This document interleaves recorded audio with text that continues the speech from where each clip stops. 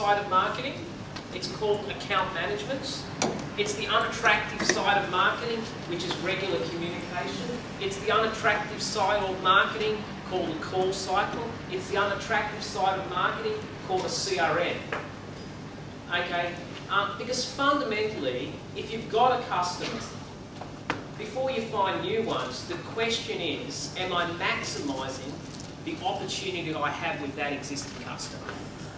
You've already bought the relationship. What else can I fundamentally pump down that pipeline? Because the greatest value is not in your product, it's sometimes in your customers. That's the value. So you can expand your business by understanding that we are very good at servicing that marketplace. What else could we pump down that channel which made sense without confusing it? And that's just something that I've learned, and I think it's very, very valuable in that particular area. Any questions on that? We've given you many, many more strategies. I've just tried to actually isolate a couple that are probably universal, a couple that are low cost, a couple that I just also want to make sure, who's got sales teams here? Okay, just got to be very careful with sales teams occasionally because they want to do what they want to do. Okay, they all, I'm doing it. Mother is, so repetition is the mother of skill. It's consistency, it's turning up. It's call cycles. They don't necessarily always enjoy it because salespeople sometimes like to be very independent. They want to do what they want to do. But if you don't have that discipline, it's hard to get the results.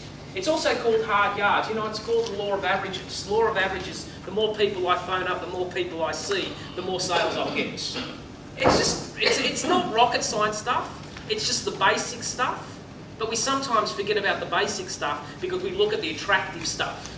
The basic stuff does really do a lot of profound business here. Who knows that they're not in contact with their customers as often as they need to be? Now, you've got to grade your customers, A, B, C and D. A is awesome, B is basic, C is can't deal with, D is dead. Now, here's what your entire life philosophy is this. The Pareto principle says that if I grade my customers A, B, C and D, so what I'd suggest that you might do is you might look at your customers and grade them. You actually might put in your CRM A, B, C and D. What you actually want to do is you actually want to make sure that 80% of your activities are focused on the A's and the B's. Now that's not always apparent, because you know what the D's are? The D's are the ones that complain all the time. The D's are the ones that we try to keep happy all the time. But here's my simple philosophy, complainers complain. Now here's what happens is because we don't look after the A's and B's, because the A's and B's don't complain, we think we retain them. In Australia we don't complain, we just don't come back. Okay, see I have a huge experience because although I speak with authority from the stage, when I'm with my wife in a restaurant, I am Mr. Timid. I have such timidity. My wife doesn't like the foods. My wife, and I'm having horror stories, she wants to complain about the foods. I'm recalling Coogee Bay Hotel. I say, don't do it, honey. Don't. But my wife is very persistent. She says, I don't like this food. This is a lot of money and this is not good food. She wants to complain. Mr. Macho Tony Gattari is under the table in embarrassment. Mr. Macho Gattari says, no, don't make a scene. I actually try to nick off to the toilet while this is occurring. I've done this so often now, I can see it coming. And because you know what I say to my wife? Don't worry, we just won't come back. And if you do not have a feedback form in your business, right, just because they're not complaining, do not assume they're coming back. Because we're Australian. So I just want you to get your handle, and this is the dynamic power of this. If just say you blessed your A's and B's, you went over the top, you went nuts. Here's the great thing about A's and B's, and this is something I know about people. We tend to hang around with people who are like us. So guess what happens? If you get a referral from a D, what are they going to give you? You want another D. D is deaf. They're the ones that complain, never pay on time, okay, always complaining, whinging, moaning, groaning. Now let's just say you looked after your A's and B's.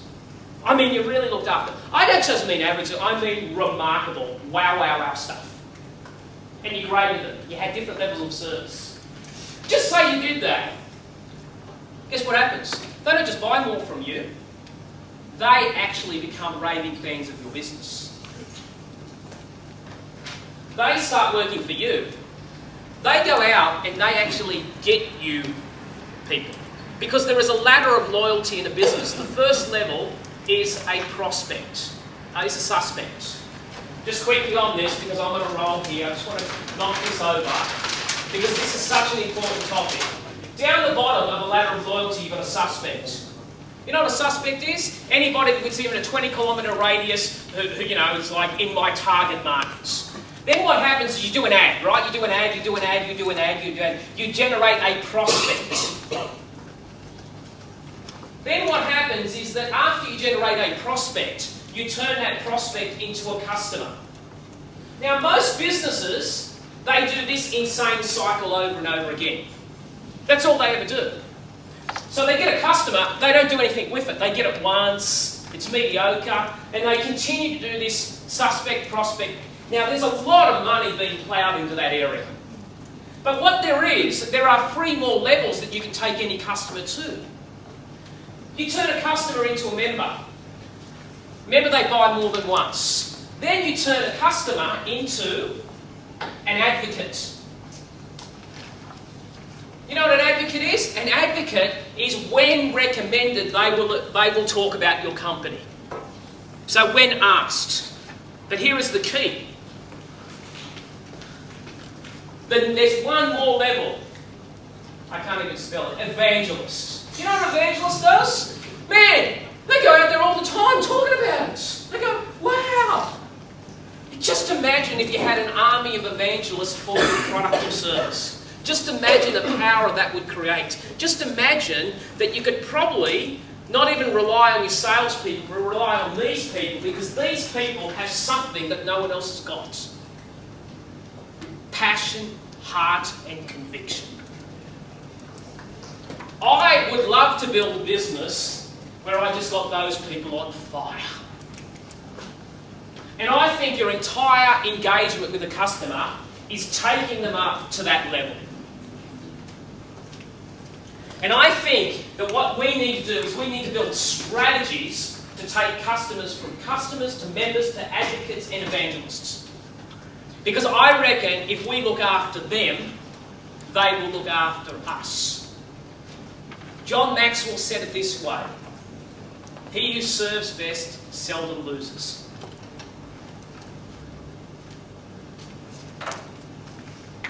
Doesn't that rock your world?